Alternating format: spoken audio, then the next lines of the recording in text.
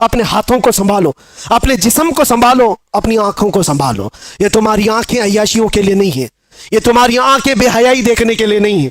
تم رات کی تاریکیوں میں اپنے موبائل کی اسکرین پر گندی چیزیں دیکھنے کے لیے اگر اپنی آنکھیں استعمال کرتے ہو تو تف ہے اور لعنت ہے۔ اپنی آنکھوں کو بچاؤ آوارہ ہونے سے۔ اسی لیے عمر ابن خطاب رضی اللہ تعالیٰ عنہ نے سچ کہا تھا۔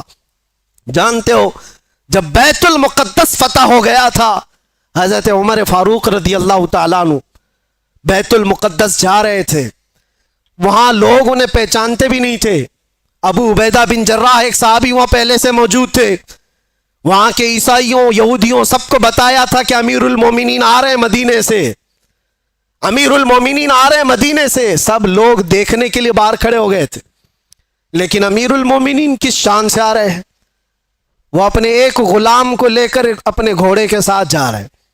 کیا کمال کی عدالت ہے عمر فاروق کی، اپنے غلام سے مدینے سے ہی طے کر کے چل رہے ہیں، 1 میل میں گھوڑے پر بیٹھوں گا تو چلے گا، اور 1 میل تو بیٹھے گا اور میں چلوں گا۔ پورا سفر آقا اور غلام ایسے چلتے رہے۔ کبھی حضرت عمر رسی پکڑ کر چلتے، کبھی وہ غلام رسی پکڑ کر چلتا تھا۔ اور اتفاق ایسا کہ بیت المقدس جب قریب آیا، لوگ وہاں استقبال کے لیے کھڑے ہیں اور گھوڑے پر بیٹھنے کی باری غلام کی تھی۔ غلام نے کہا کہ حضور اب تو میں اتر کر چلتا ہوں، آپ بیٹھیں۔ کہا نہیں، عدل تو عدل ہے، انصاف، تیری باری ہے تو بیٹھے گا، میں رسی پکڑ کر چلوں گا۔ رسی پکڑ کر چل رہے ہیں اور لوگوں میں ایک نعرہ لگا کہ امیر المومنین آ گئے۔ سب دوڑ کر کے اس گھوڑے کی طرف جا رہے ہیں جو گھوڑے پر سوار آ رہا ہے۔ ابو عبیدہ بن جراح جو صحابی موجود تھے پکار کر کہا، اے لوگوں، سواری پر بیٹھا ہوا وہ نہیں ہے امیر المومنین، رسی پکڑ کر جو آ رہا ہے وہ ہے امیر المومنین۔ دنیا نے پہلی مرتبہ یہ منظر دیکھا ہوگا۔ کہاں ہے وہ لینڈ کروزر والے لیڈر لوگ؟ کہاں ہے وہ جو رسول پاک صلی اللہ تعالی علیہ وسلم کے ان جانشینوں کی مثال لا کر کے دکھا دے؟ اسی لیے ہمارے ہندوستان میں ہی آپ کو میں کیا بتاؤں، مثال کے طور پر موہن داس کرم چند گاندھی جی، گاندھی کے یہ الفاظ ہیں، کہا کہ میں نے تاریخ پڑھا ہے، اگر لوگوں کو سیاست کرنے کے لیے، حکومت کرنے کے لیے میں کوئی مثال دے سکتا ہوں تو وہ ابو بکر اور عمر کی دے سکتا ہوں۔ لوگوں نے اس چیز کو ایکسپٹ کیا ہے، احساس کیا ہے۔ انہوں نے جو دنیا کے سامنے منظر پیش کیے تھے وہ رسول اللہ کے غلاموں نے۔ سنو، حضرت عمر فاروق رضی اللہ تعالیٰ عنہ نے جو بات کہی تھی اس کو میں سمیٹ رہا ہوں۔ لوگ جب آپ کو پکار کر امیر المومنین کہتے ہوئے قریب آئے تو آپ رو پڑے۔ یہ وہ وقت تھا حضرت عمر کا جب پورا عرب جو آج ہے، سعودی عرب جس کو کہتے ہیں، یہ عرب تھا، صرف عرب تھا، سعودی بعد میں بنا ہے۔ حجاز اور نجد دو علاقے تھے اور دونوں ملا کر کے عرب تھا، پھر یمن، پھر عراق، پھر ملک شام، اور پھر فلسطین، پھر مصر، 6 بڑی کنٹریاں جس کا کل رقبہ، کل ایریا اگر ملائیں گے تو تقریباً 17 لاکھ اسکوائر کلومیٹر، اور بعض میں ہے کہ 36 لاکھ اسکوائر کلومیٹر۔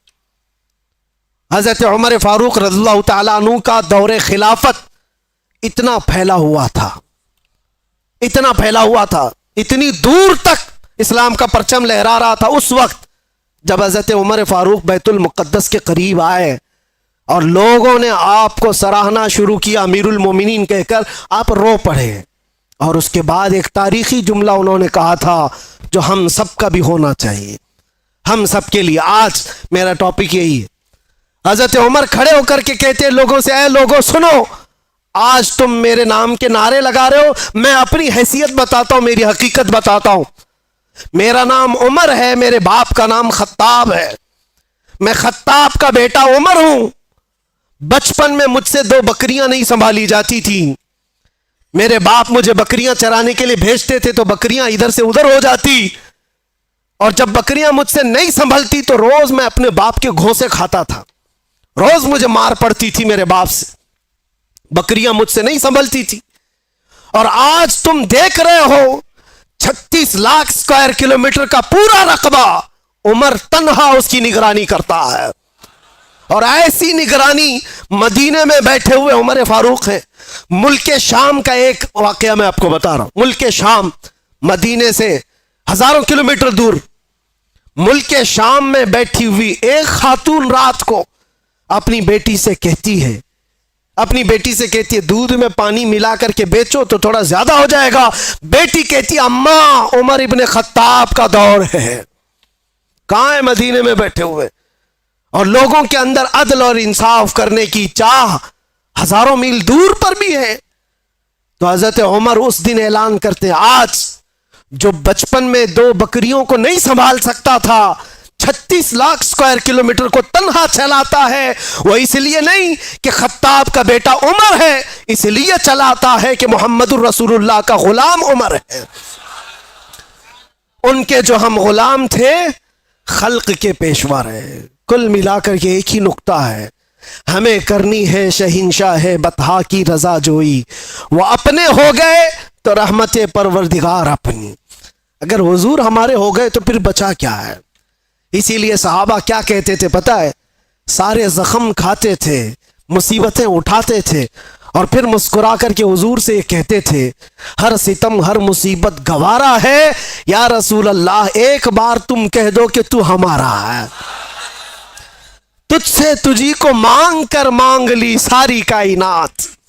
صحابہ کرام بھی بڑے عقل کے ساتھ، بڑے عشق کے ساتھ مانگتے تھے۔ حضور پاک صلی اللہ تعالی علیہ وسلم جب کسی صحابی سے کہتے کچھ چاہیے، کچھ مانگنا ہے، تو ان کا سلیقہ بھی تو دیکھو میرے عزیزوں۔ تمہیں اگر آپشن دے دیا جائے تو جلدی سے کیا مانگو؟ ہر ایک کے اپنے مسئلے ہیں، ہر ایک کے مسئلے ہیں، جو جس مسئلے میں الجھا ہوا ہے وہی مانگ لے گا۔ ارے نوکری نہیں لگتی، 2 سال سے بھٹک رہا ہوں، نوکری مل جائے۔ کسی کو چھوکری نہیں ملتی، وہ مانگ رہا ہے، یا جو چاہیے وہ نہیں ملتی، وہ مانگ رہا ہے۔ اسی میں ساری دنیا تمہاری، سارے عقل اسی کے اندر، دنیا مانگنے کے لیے، اور 4 دن کی عیاشی ہے، اس کے بعد پھر پرانی ہو جاتی ہے۔ جس چیز کی بیس دنیاوی محبت پر ہوتی ہے، یاد رکھنا وہ بہت جلدی پرانی ہوتی، اس سے محبت بھی قائم نہیں رہ پاتی۔ اور جس چیز کی ابتدا اللہ کی رضا پر ہوتی ہے وہ دنیا میں بھی سلامت رہتی ہے، آخرت میں بھی سلامت رہتی، وہ اللہ محفوظ رکھتا ہے۔ اور صحابہ کیا مانگتے تھے؟ ایک صحابی رات کو حضور صلی اللہ علیہ وسلم کی بارگاہ میں تہجد کے وقت وضو کرا رہے ہیں، حضور نے خوش ہو کر کے پوچھا کہ کچھ مانگنا ہے تمہیں، کچھ چاہیے؟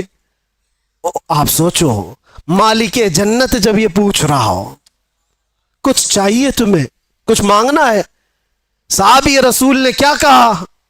یا رسول اللہ اتنا چاہتا ہوں کہ جنت میں آپ کا ہم نشین بن جاؤں، آپ چاہیے بس، آپ کا ساتھ آپ ہوں بس میرے لیے۔ حضور نے فرمایا وضو کرتے ہوئے، اب غیر ذالک، اس کے علاوہ بھی کچھ اور چاہیے؟ یہ کون کہتا ہے جو پہلا دے چکا ہو تبھی دوسرا پوچھتا ہے؟ مرشد گرامی حضور تاج الشریعہ رحمت اللہ علیہ نے اسی لیے فرمایا، نبی مختار کل ہیں، جسے جو چاہے بھری جنت ہبا کر دیں۔ نبی مختار کل ہیں، جسے جو چاہے عطا کر۔ ارے وہ رسول پاک صلی اللہ تعالی علیہ وسلم کی بارگاہ میں سچ کہا ہے میرے مرشد نے، وہ دم میں جو چاہے جسے چاہے فرما روا کر دے۔ حضور پاک صلی اللہ تعالی علیہ وسلم کی بارگاہ کے متعلق یہ کہا، سنو، حضور نے دوسری بار کہا کچھ اور چاہیے؟ اس صحابی نے اب یہ سوچنا تھا کہ ایک چیز تو مانگا اور حضور نے دیا ہوگا، اب دوسرا بھی کچھ مانگ لوں، دوسرا کچھ اور، ماں باپ، رشتہ دار، بیوی، بچے، ان کے لیے بھی کچھ مانگ لوں۔ نہیں، وہ صحابی ہیں، انہوں نے کہا یا رسول اللہ دوسری بار آپ آپشن دے رہے، پھر میں یہ چاہتا ہوں کہ جنت میں آپ کا ساتھ چاہیے۔ حضور نے فرمایا اب غیر ذالک، اس کے علاوہ اور بھی کچھ چاہیے؟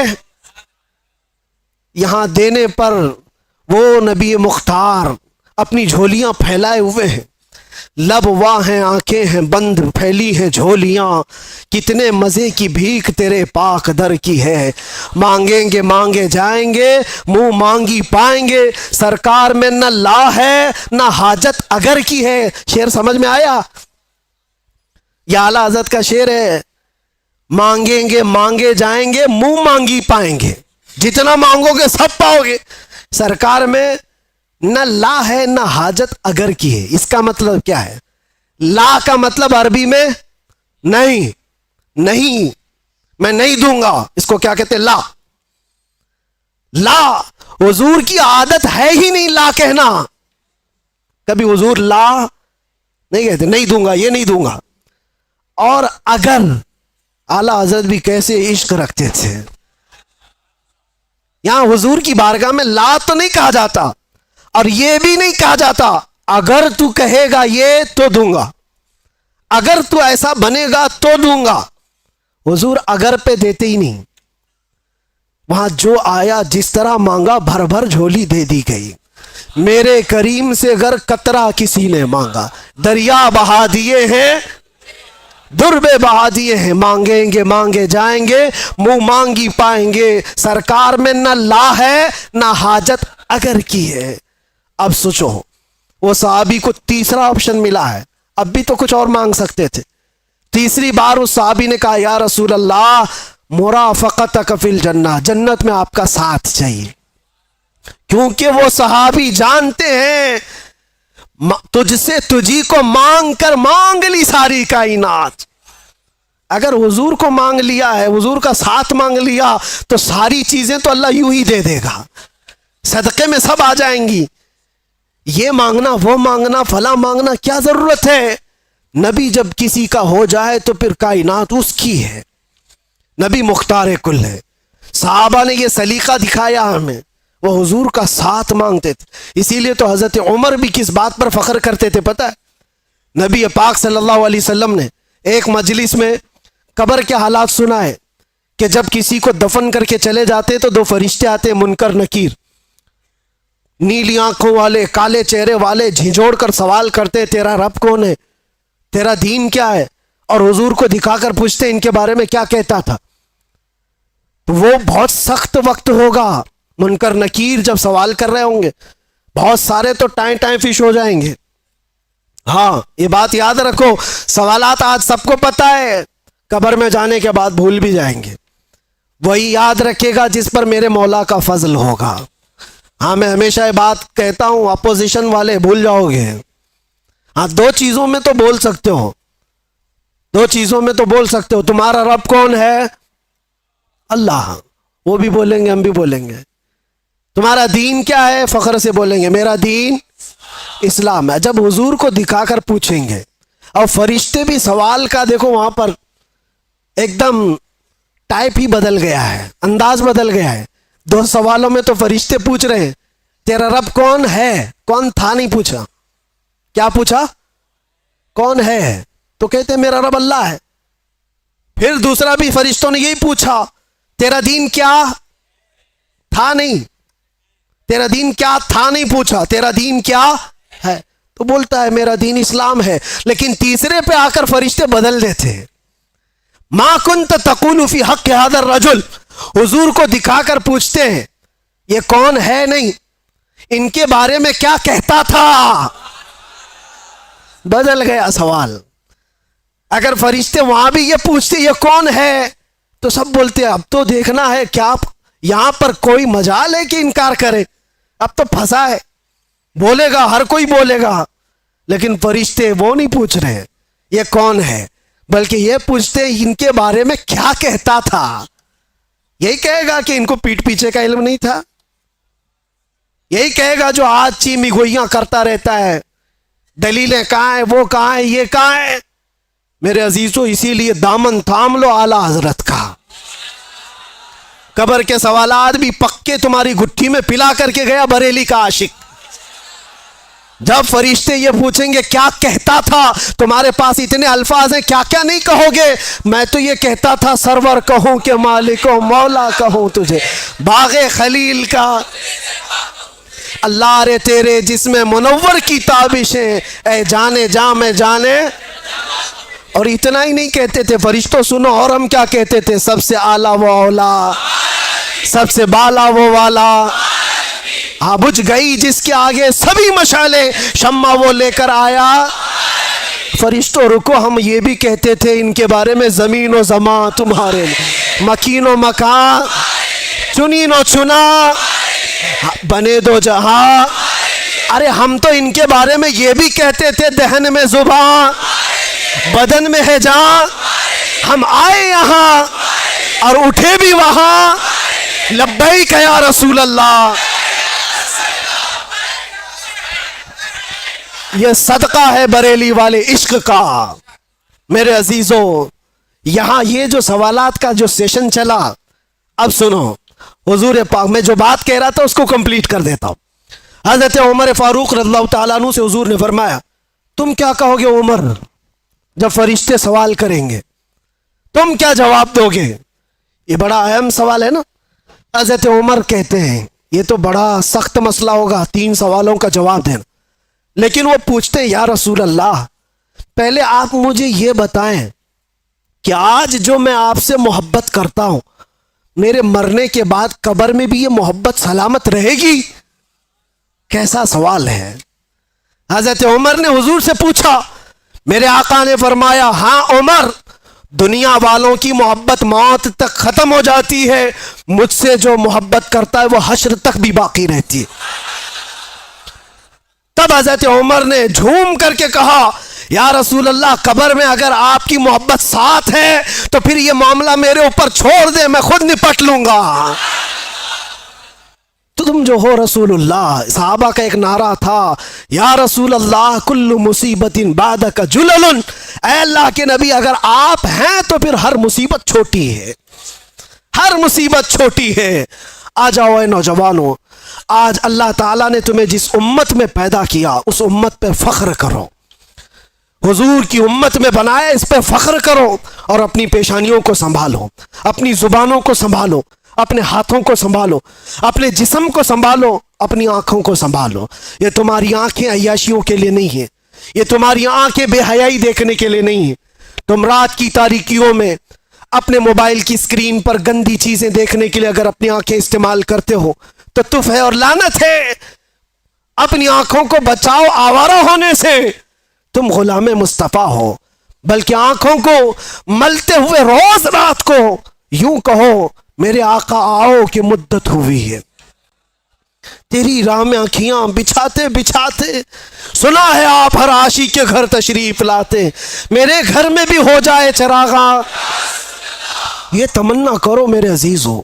اور کیوں نہیں، وہ نبی جب عطا کرنے پر آتے ہیں تو غلاموں کی نیکیاں دیکھ کر کے نہیں نوازتے، غلاموں کے دلوں کی محبت دیکھ کر کے نوازتے ہیں، دیکھ کر کے نوازتے ہیں۔ مجھے یاد ہے مدینہ طیبہ میں عورتیں جو سلام کرنے کے لیے حضور کی جالیوں کے پاس جاتی، سنا ہے بہت ساری عالمائیں مبلغائیں بڑی بڑی علم والی عورتیں بھی کھڑی تھیں اور سلام پیش کر رہی تھی حضور کو اچھے اچھے الفاظ سے، الصلاۃ والسلام علیک یا خاتم النبیین یا رحمت للعالمین یا راحت للعاشقین یا مراد المشتاقین یا شمس العارفین یا سراج السالکین، حضور کے لقب ہے۔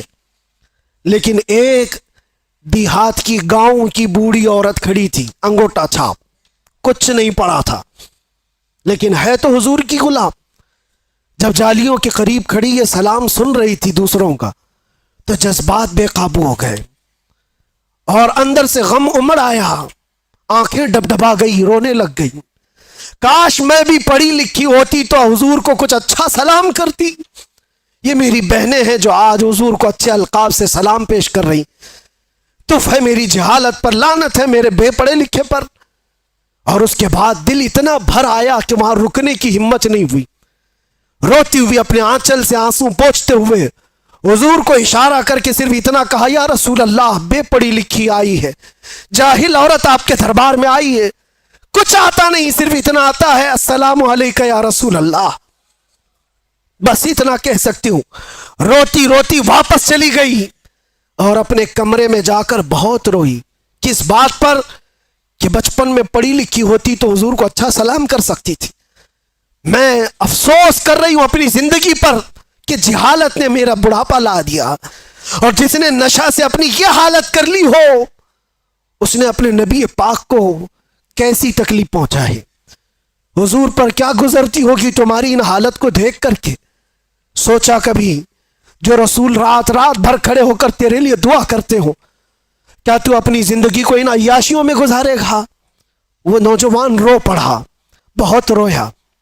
उसके बाद ऐसी तो महफिलें बहुत आती हैं, लेकिन मैंने देखा जिंदगी बदलते हुए भी।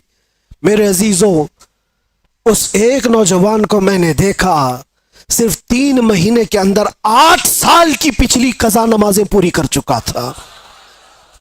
8 साल की नमाजें, सुबह से लेकर शाम तक मुसल्ले पर। और फिर वो ये कहता था, शायद मेरे रब ने मुझे इसी काम के लिए अंदर रखा है कि मैं अपने नबी को पहचान लूं। आप जरिया बने मुझे मेरे नबी तक पहुंचाने का। आज भी मैं ये एहसास करता हूं, हम सब की डोर बंधी हुई है मदीने के ताजदार से। मैं उसी डोर को पकड़ना चाहता हूं जो हजारों नौजवान मुझे सुनना चाहते हैं। मैं जानता हूं वो इसलिए कि इनकी नसें मुझसे नहीं जुड़ी हैं, आमिना के लाल से जुड़ी हुई है। हम उनकी बात करते हैं तो इनकी रग फड़कने लगती है। सच बताओ कि हमारी गुफ्तगू सुनते हुए, हुजूर की मोहब्बत की बात सुनते हुए दिल हिचकोले नहीं खाता तुम्हारी नसें नहीं फड़कती? वो मेरी जुबान का कमाल नहीं जो तुम्हारा ताल्लुक मुस्तफा करीम की जात से है। जब किसी के महबूब को छेड़ा जाए तो फिर उसका पूरा जिस्म का खून गर्म होने लगता है। यही तुम सबकी कैफियत है। जितने लोग मुझे सुनते हैं, मैं जानता हूं उनके दिलों में मेरे नबी की मोहब्बत है, इसलिए जब ये बातें सुनते हैं तो उनका जिस्म गर्म होता है और रगें फड़कने लगती है। और मैं उसी को वापस फिर लाना चाहता हूं। ये अगर चिंगारी शोला बन जाए जो तुम्हारे दिलों के अंदर मौजूद है तो फिर क्या कमाल की बात है। कुव्वते इश्क से हर पस्त को बाला कर दे, दहर में नामे मोहम्मद से उजाला कर दे। जिस तरफ तुम गुजरोगे खुशबुएं तुम्हें लोगों को ये बताएंगी कि गुजरने वाला मदीने का गुलाम जा रहा है। आ जाओ, आज की इस रात ये तय करके उठो कि जीना है तो मेरे नबी की मर्जी के मुताबिक जीना है इंशाअल्लाह।